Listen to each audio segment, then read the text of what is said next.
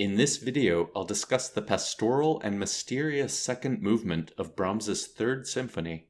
These two adjectives refer to the two contrasting main themes of this movement, the first of which is this tranquil pastoral melody played by the clarinet. I'm dividing it into these three distinct motifs, and notice that the strings echo the final orange motif, but without its dotted rhythms. Remember that the F major first movement had mostly avoided the dominant key of C major, but now, as if to make up for this, both middle movements are in C, this one major and the next one minor.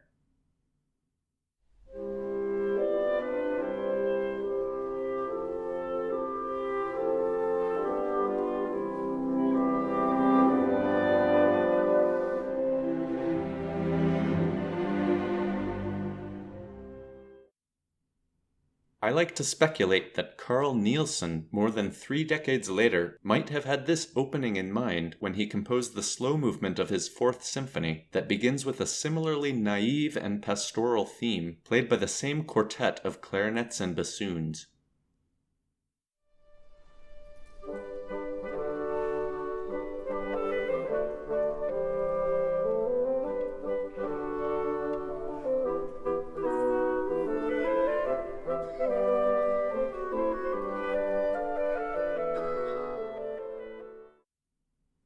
Back to Brahms, this first 4-bar phrase is answered by another regular 4-bar phrase, but without the yellow motif. After this, we have irregular expanded phrases. First, this 6-bar phrase, also without the yellow motif, and now with fragments of the orange motif, accompanied by fragments of the green motif. And then an even more expanded 9-bar phrase, now with 2 yellow motifs and 2 orange motifs, with their echoes in the strings, bringing back the green motif for these final cadential figures. You might have already guessed that I chose orange for this motif because of its initially vague resemblance to the 3-note motif that opened and pervaded the first movement.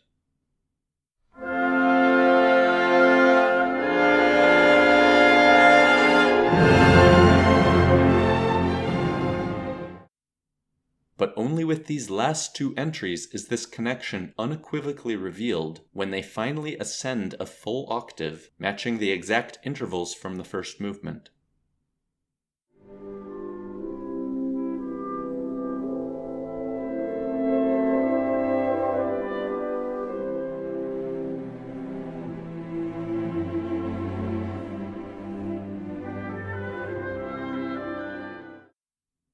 Now listen to this whole first section up to this point.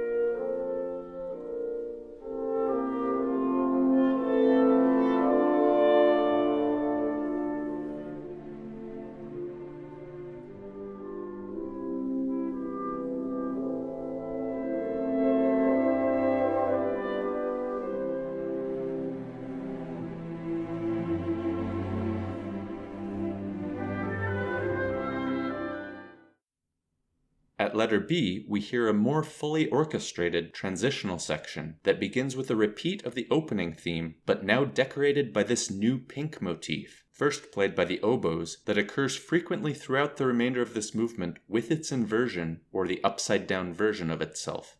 I'll only label the inversions this first time. Brahms uses this decorated version of the theme to modulate to the dominant key of G major, eventually cadencing on this 5/7 of 6 chord.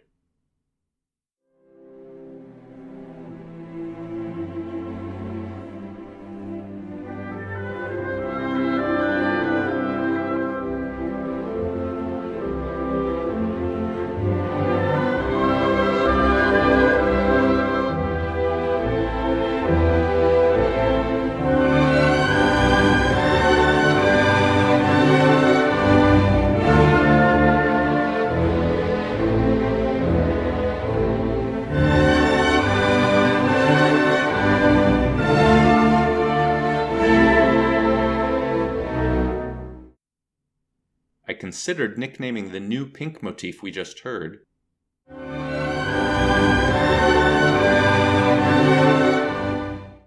the Mozart motif, since it reminds me of this passage from the first movement of Mozart's K465 Dissonance Quartet.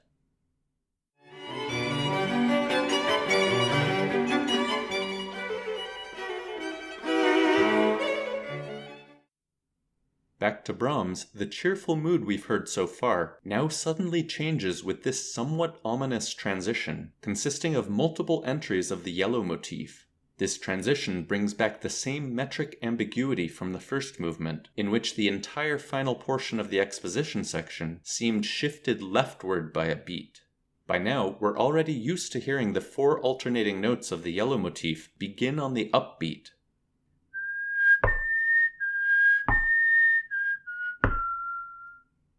In this sense, it reminds me of the ever-present purple motif in the finale of Haydn's famous Jack-in-the-Box Quartet, Opus 76 No. 1.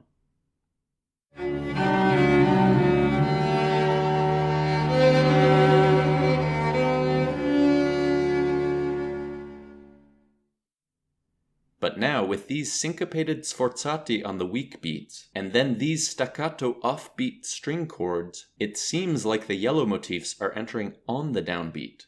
This disguising of the yellow motif with an apparent metric shift was enough that for my first several years of listening to this movement, I completely failed to realize that these were fragments of the opening theme.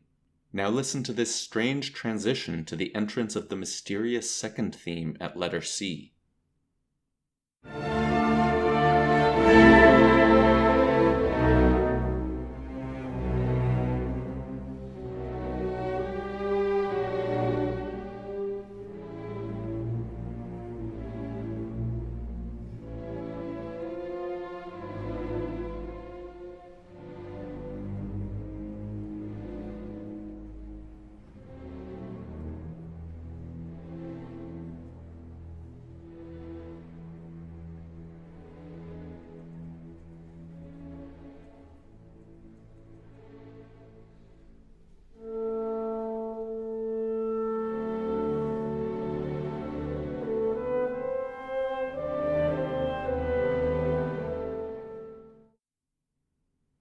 Remember that in the F major first movement, we never modulated to the dominant key, and instead, the second theme was in the mediant key of A major. In this C major second movement, we were just briefly in the dominant key of G major, but the transition we just heard seems to have modulated to A major by the end, especially with this preceding dominant seventh chord of A major.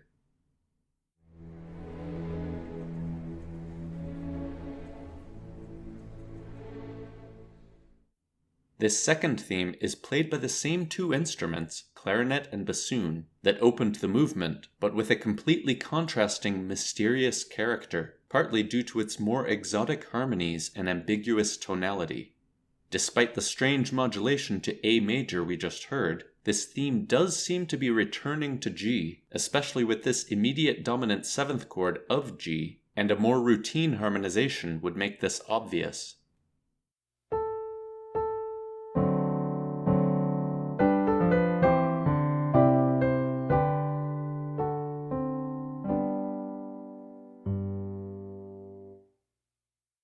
But instead, we have this half-diminished 7th chord that gives the theme a much more exotic and mysterious sound.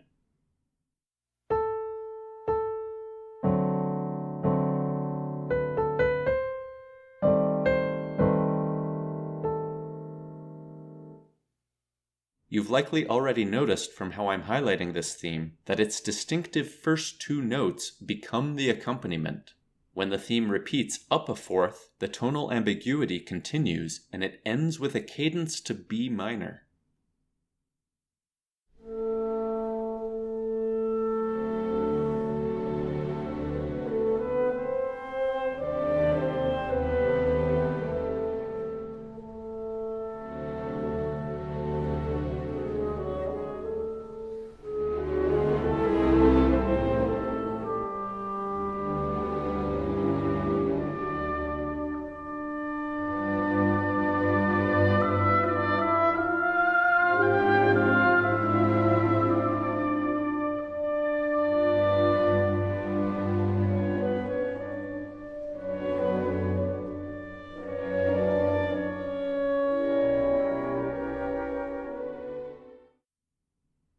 This mysterious theme is especially elusive because the whole theme never returns, even in the recapitulation section of this very atypical sonata form movement. And after the third movement, most listeners have likely completely forgotten about it. But then, only 18 bars into the finale, it suddenly reappears in this slightly altered form.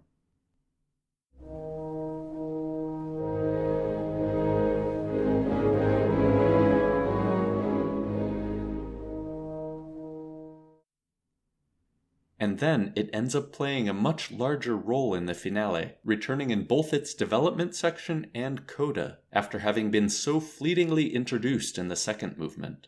Please stay tuned for my future video about this exciting finale, my personal favorite movement of this symphony ever since I first heard it as a child. I had nearly memorized it before I'd ever listened to the other movements more than once or twice. So a few years later, when I finally studied the rest of the symphony, it was a thrilling discovery to recognize my old friend from the finale here in this second movement. Moving on, we now hear an interlude consisting of imitative entries of this new motif that I'm highlighting this mustard color because it's at least metrically related to the original yellow motif. Notice that they're both accompanied by these same 4 repeated quarter notes. This interlude is a call and answer between the strings and winds, followed by a shorter call and answer involving the inversion of this motif.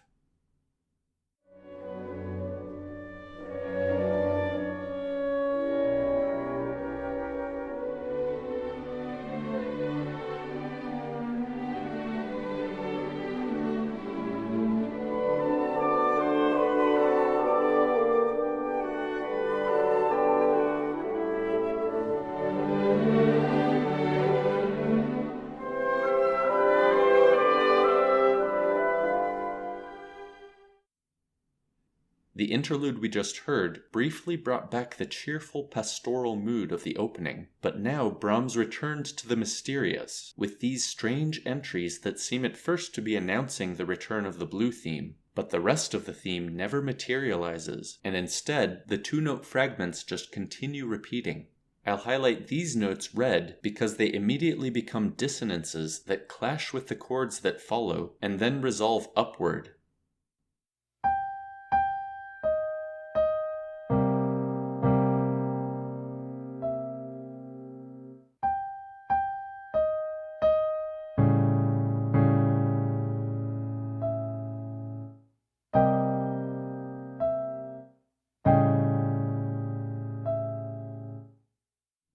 Now listen to the orchestra play this strange section.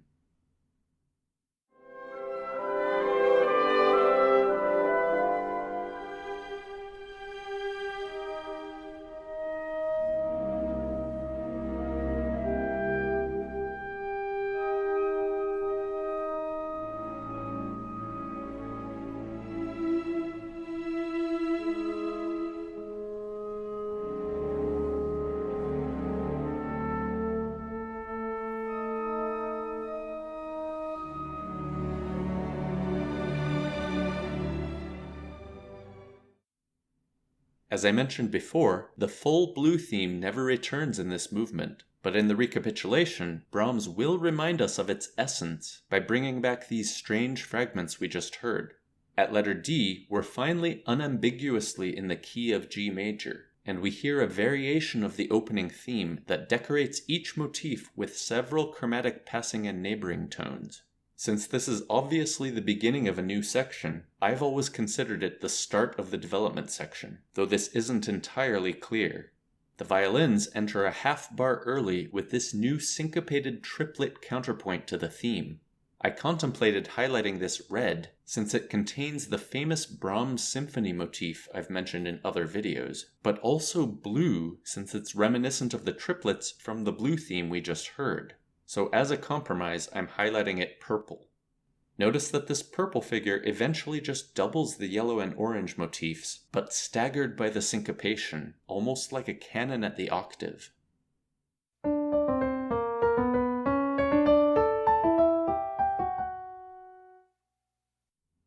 As this continues, notice that so far the yellow motif has mostly been harmonized with the 4 chord, so transposing this initial C major appearance to the current key of G major.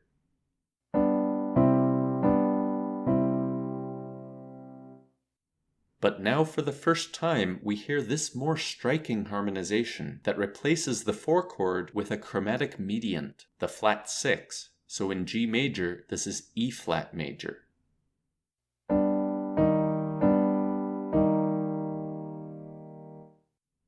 Or how it actually sounds in this new variation.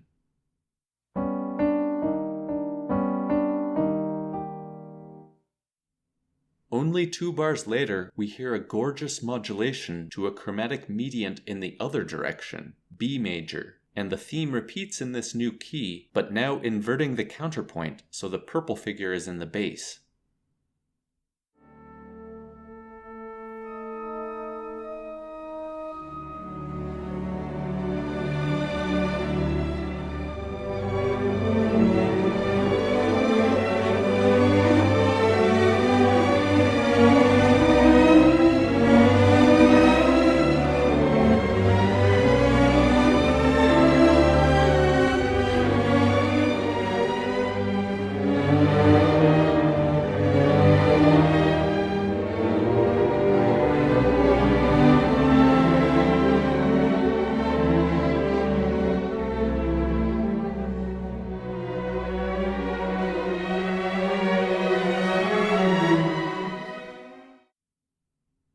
This tranquil new section in B major quickly begins to crescendo and become more turbulent, with another flat 6 yellow motif, and then a return of the pink motifs, culminating in the climax of this development section. This fortissimo outburst of the opening green motif, but for the only time in the movement, twice as fast, staccato, and repeating the first note.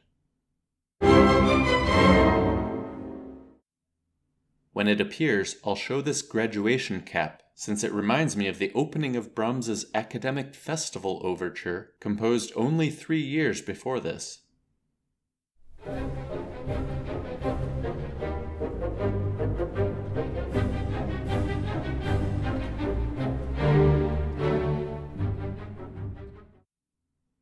Later in this overture, we hear this legato variant of the opening theme that sounds like the original legato green motif from the symphony.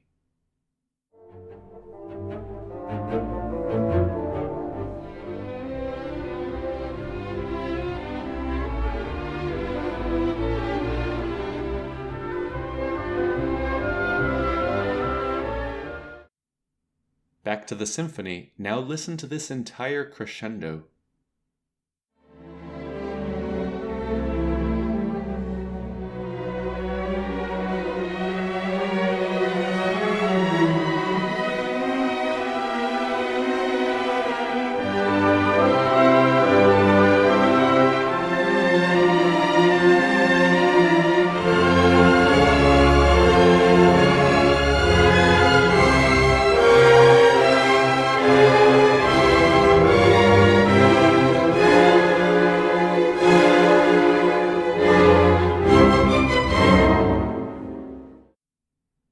Notice that this academic festival outburst lands on a C major chord, but with this immediate diminished 7th chord, we don't yet feel like we've completely returned to C major as the tonic. And this doesn't sound like the beginning of a recapitulation section. This diminished seventh chord is also the first entrance of the trombones in this movement, and they arrive just in time to add to the dreamlike orchestral color of yet another of Brahms's brilliantly unorthodox transitions to the recapitulation section. This transition again plays with our perception of meter. Notice the same syncopated sforzati on the weak fourth and second beats that we heard in the exposition section, and that this diminished chord also reinforces this new frame of reference. The transition now proceeds with groups of pink motifs starting on the second beat and green motifs entering on the fourth beat. Notice that the green motifs, played by various woodwind soloists, are a new rhythmic variant, elongating the first note so it enters on the normally weaker fourth beat. I chose pink for this motif specifically because of this transition, since these rippling configurations, along with these long static pedal tones, remind me of the similar mysterious pink arch I discussed in the first movement of the Fourth Symphony.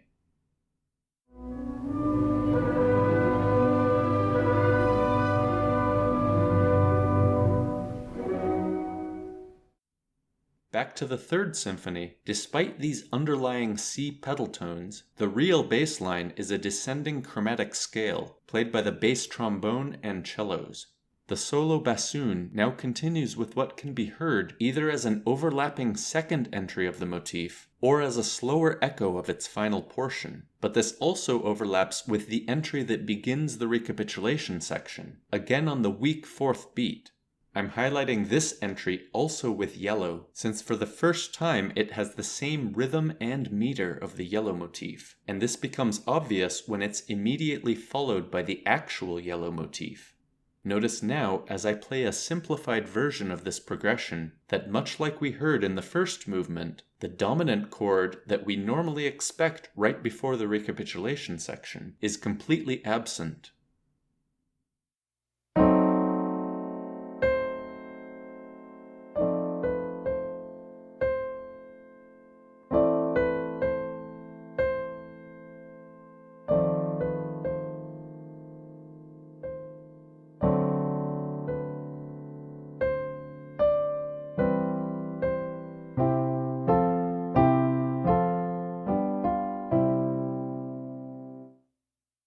I'm always delighted by Brahms's sleight of hand in this first bar of the recapitulation, since the tonic C major chord still enters on the weak second beat, coinciding with the non-chord tone in the melody. And only in the next bar does the familiar yellow motif reorient our brains to the true downbeat.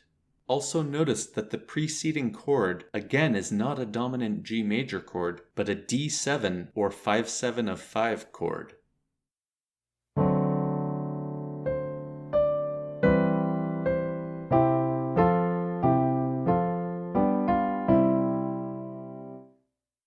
Now listen to this intoxicating transition played by the orchestra.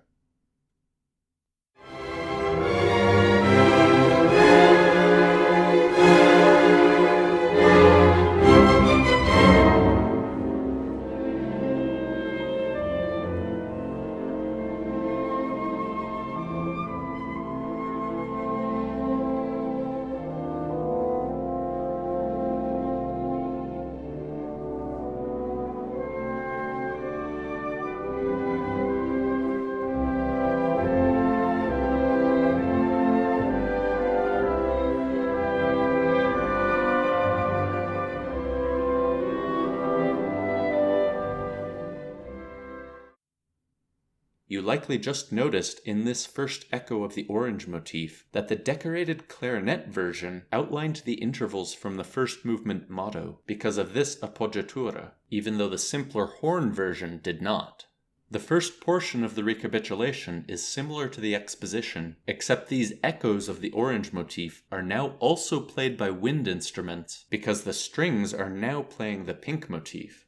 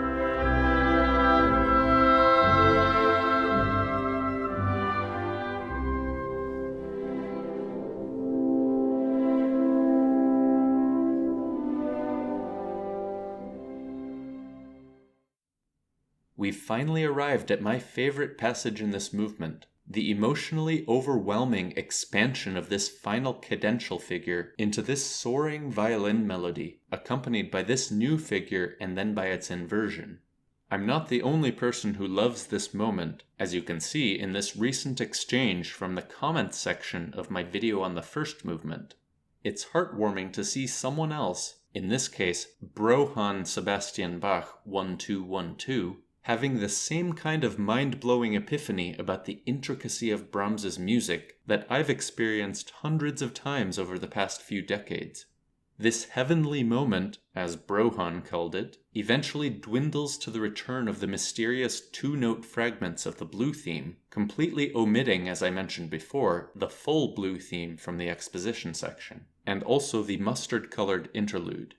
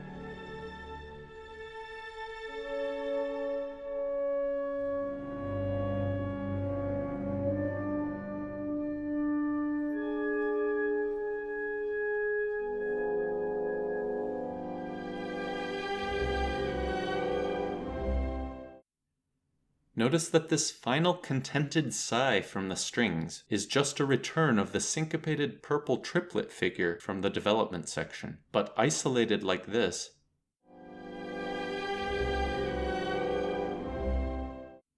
It anticipates this clarinet figure from the coda of the finale. Of course, with more context, we also recognize these purple figures as partial inversions of these cello figures that themselves are fragments of the opening theme of the finale.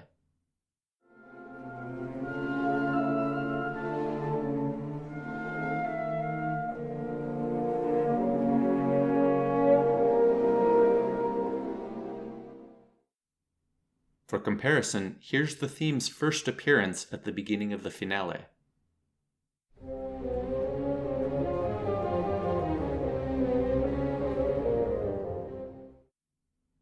So, you can already see how well planned out this symphony is, and consequently how well planned out my color schemes have to be. Before moving on, I have to backtrack to these accompanying gray figures we just heard.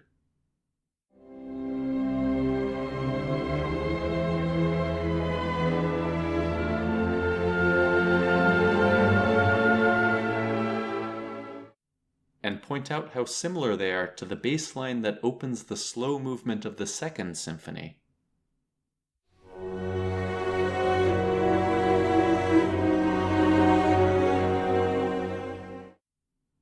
Back to where we left off, the purple sigh resolves to multiple final fading statements of the green motif, played by the clarinet with a descending chromatic bass line from the bassoons.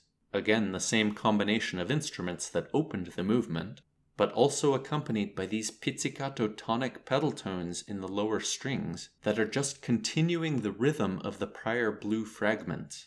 The final green motif is stretched out rhythmically and is answered by two final yellow motifs, both involving the trombones.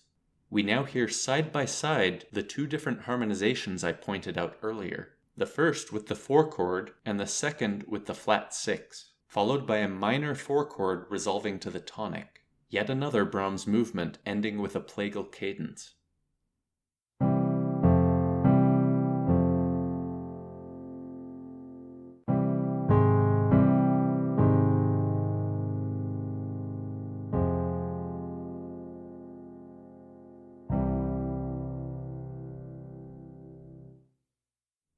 Now, to end this video, listen to the orchestra play these final bars, and notice that these chords are decorated by arpeggiated figures from the woodwind soloists to form one of Brahms's most sublime endings.